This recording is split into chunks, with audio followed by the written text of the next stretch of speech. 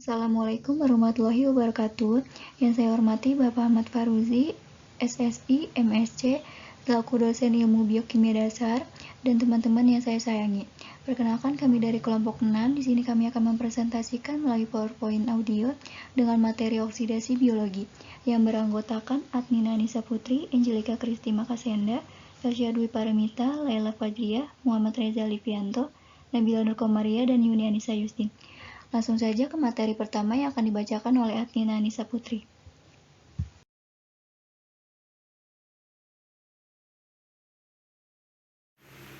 Untuk overview pada materi kali ini ada 1. Pengertian oksidasi biologi, 2. Enzim dalam proses oksidasi biologi, 3. Sumber yang berperan dalam oksidasi, 4. Rantai respirasi dan fosforilasi oksidatif, 5. Proses fosforilasi oksidatif, 6.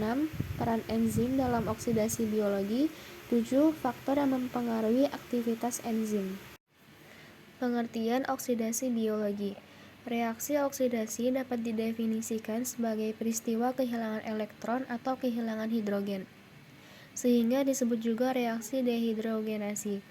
Bila hal ini terjadi pada tubuh makhluk hidup, maka disebutlah sebagai oksidasi biologis. Dalam sel hidup, reaksi oksidasi yang melepas energi bebas selalu disertai dengan peristiwa osorilasi yang membentuk senyawa dengan potensial energi lebih tinggi.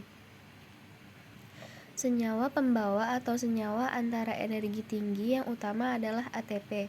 ATP juga berperan sebagai perantara penukar energi bebas yang merangkaikan proses-proses yang bersifat eksergonik dengan proses-proses yang bersifat endergonik.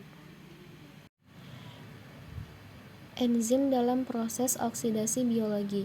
Yang pertama, enzim oksidase. Enzim oksidase ini berperan dalam proses katalis pelepasan produksi dari substrat. Selain itu berperan juga sebagai akseptor. Yang kedua ada enzim dehidrogenasa. Enzim ini berperan sebagai pemindah ion hidrogen dari substrat satu ke substrat berikutnya dalam reaksi redoks. Yang ketiga ada enzim hidroperoksidase. Hidroperoksidase yaitu enzim yang mengkatalisis pengeluaran hidrogen dari substrat dengan menggunakan oksigen sebagai akseptor. Yang keempat ada enzim okisgenase. Enzim okisgenase ini sebagai katalis penggabungan oksigen ke dalam substrat. Peran enzim dalam oksidasi biologi. Enzim memiliki peranan yang penting dalam proses oksidasi biologis. Enzim adalah biokatalisator organik yang dihasilkan organisme hidup di dalam protoplasma yang terdiri atas protein atau suatu senyawa yang berikatan dengan protein. Enzim mempunyai dua fungsi pokok sebagai berikut. Yang pertama adalah mempercepat atau memperlambat reaksi kimia, dan yang kedua mengatur sejumlah reaksi yang berbeda-beda dalam waktu yang sama. Faktor yang mempengaruhi aktivitas enzim. Pertama ada suhu. Enzim bekerja baik pada suhu optimum. Masing-masing enzim mempunyai suhu optimum yang berbeda-beda. Pada umumnya enzim bekerja optimum pada suhu 40 derajat Celcius. Pada suhu rendah, molekul enzim dan substrat bergerak perlahan dan membutuhkan lebih banyak waktu untuk memulai reaksi. Hal ini terjadi karena energi kinetik yang rendah, sehingga mereka bergerak lambat dan tidak sering bertabrakan. Beberapa enzim bahkan menjadi tidak aktif jika suhu terlalu rendah. Pada saat suhu tinggi, enzim dan molekul substrat memperoleh energi kinetik lebih besar sehingga kerja enzim maksimum. Yang kedua, ada pH atau derajat kesamaan. Faktor berikutnya yang mempengaruhi aktivitas enzim adalah pH. Seperti halnya suhu, enzim akan bekerja optimum pada kondisi pH tertentu. Pada umumnya, pH optimum enzim berkisar antara 6-8. Namun, terdapat beberapa pengecualian. Seperti contoh, enzim pepsin bekerja optimum pada pH 2 di lambung untuk memecah protein menjadi pepton. 3. Konsentrasi substrat. Laju suatu reaksi enzimatik meningkat seiring dengan penurunan konsentrasi substrat. Ketika konsentrasi substrat semakin banyak, kerja enzim akan menurun sehingga dibutuhkan penambahan enzim untuk mengatasinya. 4. Konsentrasi enzim. Konsentrasi enzim dengan laju reaksi enzimatik berbanding lurus. Artinya, laju reaksi enzimatik akan bertambah secara konstan seiring dengan adanya penambahan konsentrasi enzim. 5. Aktivator. Zat pengaktif seperti bahan kimia tertentu mampu meningkatkan kerja enzim. Contohnya, logam alkali tanah, kobalt, magnesium, manganes, dan klorin. 6. Inhibitor. Inhibitor adalah senyawa yang mampu menghambat kerja enzim. Senyawa ini menyebabkan aktivitas enzim terganggu sehingga enzim tidak bekerja secara optimal. Oksidasi. 1. Fosforilasi oksidatif.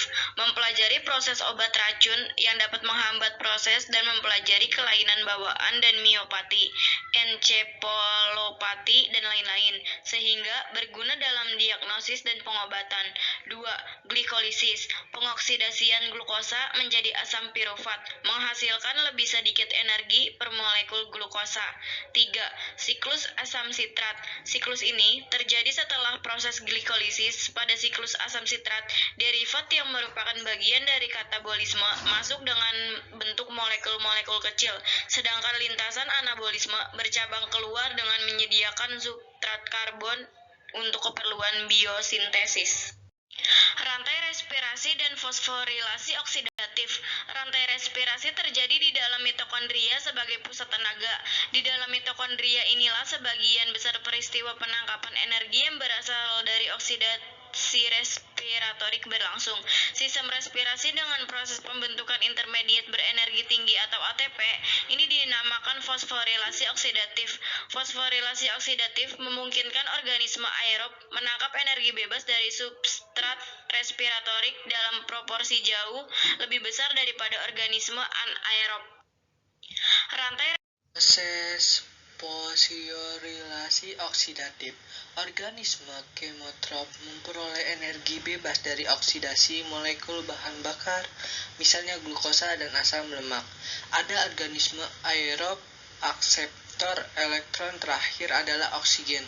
Namun, elektron tidak langsung ditransfer langsung ke oksigen, melainkan dipindah ke pengemban khusus antara lain nikotinamida, adenin dinukleotida, dan lain adenin dinukleotida.